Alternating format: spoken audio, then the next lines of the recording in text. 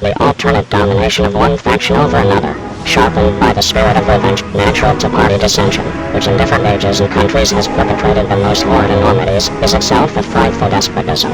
But this leads at length to a more formal and permanent despotism, the disorders and miseries which result gradually incline the minds of men to seek security and repose in the absolute power of an individual, and sooner or later the chief of some prevailing faction, more able or more fortunate than his competitors, turns this disposition to the purposes of his own elevation, on the ruins of public liberty without looking forward to an extremity of this kind, which nevertheless ought not to be entirely out of sight. The common and continual mischiefs of the spirit of party are sufficient to make it the interest and duty of a wise people to discourage and restrain it. It serves always to distract the public councils and enfeeble the public administration. It agitates the community with ill-founded jealousies and false alarms, kindles the animosity of one part against another, foments occasionally riot and insurrection.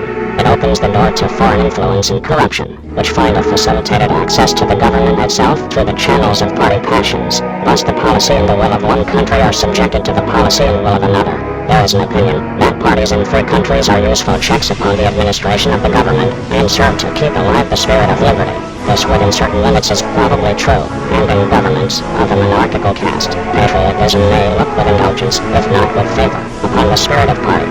But in those of the popular character, in governments purely elective, it is a spirit not to be encouraged. From their natural tendency, it is certain there will always be enough of that spirit for every salutary purpose, and, there being constant danger of excess, the effort ought to be, by force of public opinion, to mitigate and assuage it.